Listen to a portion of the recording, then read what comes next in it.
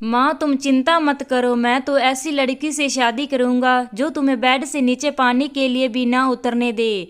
चाय और खाना तो दूर की बात है, और अगर उसने मेरी बात नहीं मानी तो भेज दूंगा उसी पल उसे उसके बाप के घर।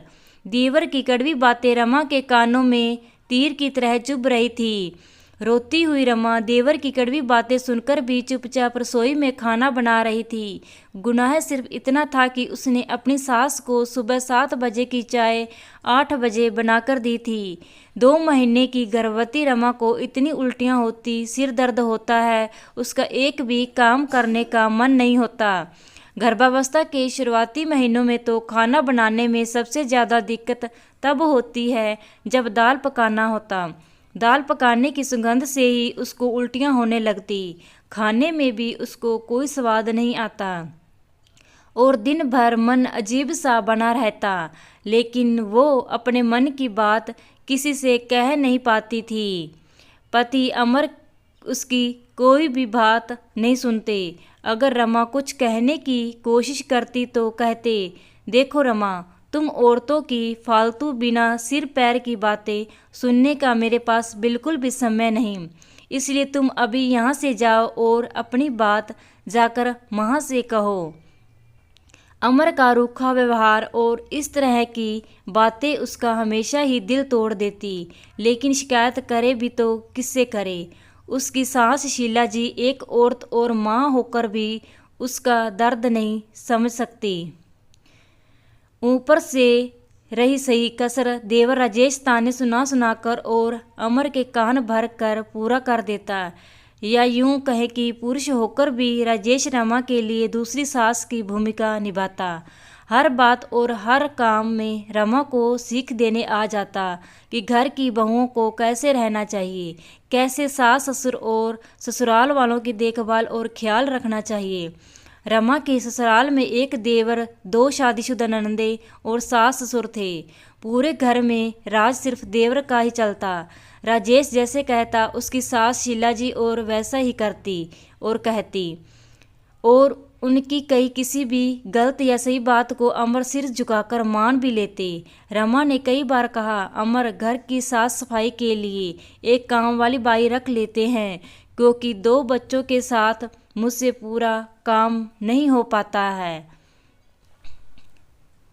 लेकिन राजेश के कहे शब्द अमर भी रमा के सामने दोहरा देता, तुम तो 2 बच्चों के साथ काम नहीं कर पाती और मेरी माँ 4 बच्चों के साथ कैसे घर के सारे काम करती थी। तुम आजकल की औरतों के नाटक बहुत हो गए हैं, जितनी सुविधाएं उतनी तकलीफ रहती है तुम लोगों को। रमा ने चुप रहकर सब कुछ चुपचाप सुनने की वजह से पहले बच्चे के जन्म में बहुत तकलीफ झेली, लेकिन समय के साथ रमा ने अपना मुंह खोलना शुरू किया और सीधा बगावती हो गई। उसने दूसरे बच्चे के जन्म के समय सीधे शब्दों में कह दिया कि मैं अपने मायके जा रही हूँ और मुझसे अब आप सब किसी का क्यों उम्मीद मत रखना, जितना बन पड़ेगा उतना ही करूँगी, बाकी आप सब खुद देख लो कैसे करना है।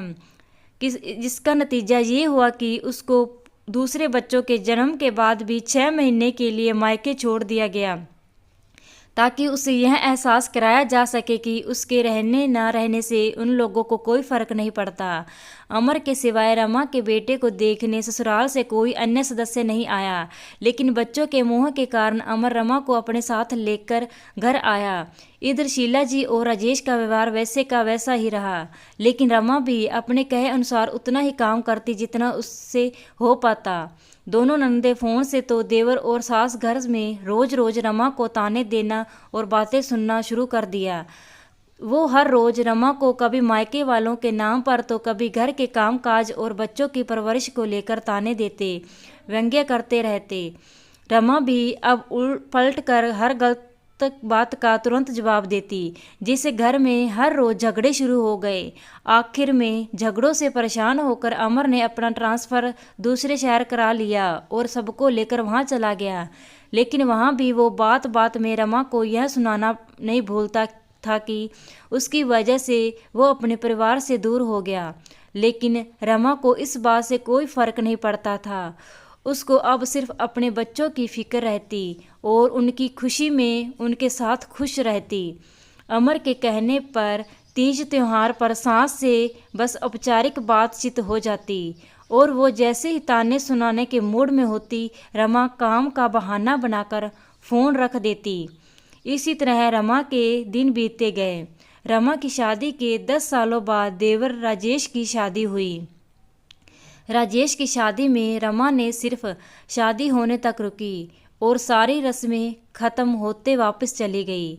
ना उससे किसी ने ज़्यादा मतलब रखा और बातचीत करने की कोशिश की, ना ही उसने की, क्योंकि रमा को दिए जाने वाले ताने और व्यंग्य कटु थे और आने वाली बहू से अपार उम्मीदें, जिस वजह से रमा चुप ही रही। इस बार पूरे 2 साल रमा गर्मी की छुट्टियों में अमर के जिद पर ससुराल आई थी। उसका मन ना होते हुए भी वो आई। उसने अमर से पहले ही कहा कि तुम जाओ, मैं अपने मायके चली जाती हूँ, लेकिन अमर नहीं माना। रमा जब ससुराल आई तो देखा पहले से सब कुछ पूरी तरह बदल गया था। राजेश का टिफिन और सुबह की चाय सासुमा शीला जी खुद खुशी खुशी बना रही थी। रमा की देवरानी आराम से 8 बजे सोकर उठी। 9 बजे काम वाली बाई भी आ गई, जिसने झाड़ू पोछा बर्तन सब किया। दोपहर का खाना रमा ने अकेले ही चुपचाप बनाया। उसने बाद में शीला जी ने रमा से शाम की चाय और खाना बनाने के लिए कहा। पहले दिन लगा रमा को कि शायद उसके देवरानी पूजा की तबीयत ठीक नहीं। उसने अपनी देवरानी से पूछा भी कि क्या हुआ, तबीयत ठीक नहीं है क्या तुम्हारी? लेकिन उसने जवाब में रमा से सिर्फ 2 टुक कहा, नहीं मैं ठीक हूँ, और अपना खाना लेकर अपने कमरे में चली गई।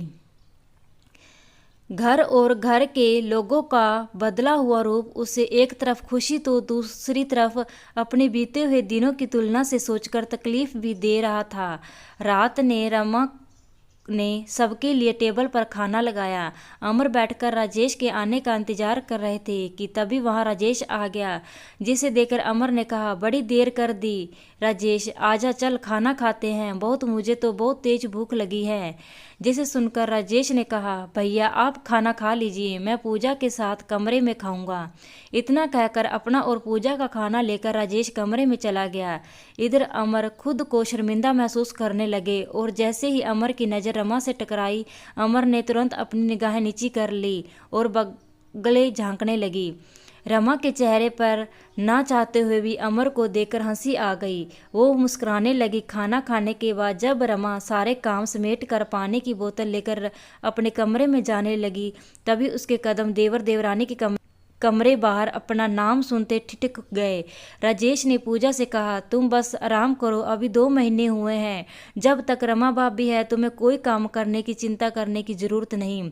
बस अपना और मेरे होने वाले बच्चे का ख्याल रखो, और कुछ बाहर से खाने का मन करे तो बोल देना, मैं बाहर से लेता आऊँगा। लेकिन जब 2 महीने की छुट्टियों के बाद भाभी चली जाएगी तब कैसे होगा काम? मेरे तो अभी से पाँव और सिर दोनों में दर्द हो रहा है, आगे क्या होगा? पूजा ने कहा। राजेश ने कहा, क्या पाँव दर्द हो रहे हैं? तुमने पहले क्यों नहीं बोला? लाओ दो, मैं दबाता हूँ। तुम चिंता मत करो, भाभी के जाने के बाद मैं खाना बनाने वाली भी रख लूँगा और बाकी बचे काम माँ देख लेगी। रमा को उनकी बातें सुनकर बहुत गुस्सा आया। वो जैसे ही कमरे में जाने के लिए पलटी तो देखा कि पीछे अमर खड़े थे, जिन्होंने भी शायद पूरी बात सुन ली थी। दोनों की निगाहें टकराई और दोनों साथ में ही बोल पड़े, वो मैं पानी ला रही थी, वो मैं पानी लेने आया था। तभी रमा ने पानी का बोतल अमर की तरफ बढ़ा दिया। देवर देवरानी की बातें सुनकर रमा को अपने पुराने दिन याद आ गए, जिसे सोचकर उसके आंखों के कोरे गिले हो गए। उसकी आंखों से नींद गायब हो गई थी। इधर अमर भी बेड पर बंद आंखों से सोने का नाटक कर रहा था। तभी उसने रमा की तरफ अपनी गर्दन घुमा कर कहा, रमा तुमको अपने मायके जाना था ना, सुबह उठकर सामान पैक कर लेना, मैं छोड़ दूंगा। तुम आराम से अपनी छुट्टी बिताकर सीधा अपने घर आ जाना। और इतना कहकर करवट लेकर वापस सो गया। करवट बदलते बदलते रमा ये सोच रही थी कि लोग कितनी जल्दी बदल जाते हैं। अमर की बातें भी उसे कोई सहानुभूति नहीं दे रही थी, क्योंकि जब तक वो अमर को प्यार और अपनेपन से समझाने की कोशिश कर रही थी, तब तक अमर नहीं समझे, लेकिन आज जब खुद का अपमान हुआ तो बात समझ में आ गई। ये सब कुछ सोचते सोचते उसकी आंख कब लग गई उसको पता ही नहीं चला। अगले दिन सुबह रमा रसोई में गई तो देखा शीला जी और राजेश वहाँ पहले से मौजूद थे। शीला जी ने रमा से कहा, बहू, लगता है अकेले रहते रहते देर से सो कर उठने की आदत हो गई है तुम्हारी। तभी राजेश ने फिर तपाक से रमा पर व्यंग्य करते हुए कहा, अरे माँ, तुम बहुत भोली है, इसलिए तो औरतें अलग रहने जाती है कि सब कुछ अपने हिसाब से कर सके। आप तो बेकार में उम्मीद लगाए रहती हैं। आपने क्या सोचा कि आपकी सेवा होगी? आपको चाय नाश्ता खाना समय से बनाकर मिलेगा। गर्मी की छुट्टियों में कुछ औरतें सिर्फ बस मजबूरी में दिखावा करने आती हैं। तब रमा ने कहा, देवर जी, आप तो ताना मारने और दूसरों की औरतों को सिखाने में औरतों से भी आगे हैं। जितनी सीख आपने आज तक मुझे दी उतनी सीख पूजा को देना भूल गए आप। कहाँ गए आपके वादे इरादे कि चाय खाना नाश्ता? क्या आपकी बीवी तो माँ जी को पानी भी बेड पर उनके हाथ में देगी? पानी देना तो दूर, माँ जी तो चाय नाश्ता भी खुद ही बना रही है, जो कि मेरे यहाँ रहते हुए तो उन्होंने कभी नहीं किया था। वैसे मैं आप लोगों को यहाँ से बताने आई थी कि मैं अभी थोड़ी देर में अपने मायके जा रही हूँ। रमा को इतना कहते सुनकर राजेश को बहुत गुस्सा आया।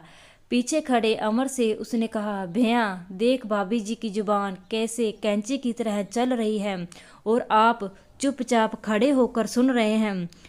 जब मायके की इनको जाना था तो फिर 2 दिन के लिए यहाँ आकर दुनिया को दिखाने की क्या जरूरत थी? तब अमर ने पहली बार कहा, राजेश, अब मैं रमा के पैर तो दबा नहीं सकता, तो पति होने के नाते उसकी सही बात चुपचाप सुन तो सकता हूँ। वैसे भी पहले बहुत सारी गलतियाँ कर चुका हूँ रमा के मामले में, अब गलती नहीं करना चाहता। अब मुझे अपनी गलती समझ में आ गई है, इसलिए बाकी पतियों की तरह मैं भी अपनी पत्नी की खुशियों का ख्याल रखूँगा। हर बार रमा को मेरी वजह से रोक कर अकेले मायके जाना होता है, इस बार मैं खुद उसे खुशी खुशी मायके छोड़कर आऊँगा। इतना कहकर अमर ने रमा की तरफ देखा और उसका हाथ पकड़कर अपने साथ लेकर कमरे में सामान पैकिंग करने चला गया। इधर राजेश ने अमर की बात सुनते मुंह बना लिया, क्योंकि उसको पता हो गया था कि रमा और अमर दोनों ने ही रात की उसकी कई सारी बातें सुन ली है। यह कहानी आपको कैसी लगी कमेंट करके ज़रूर बताना और वीडियो को लाइक शेयर व चैनल को सब्सक्राइब ज़रूर कर लें। धन्यवाद।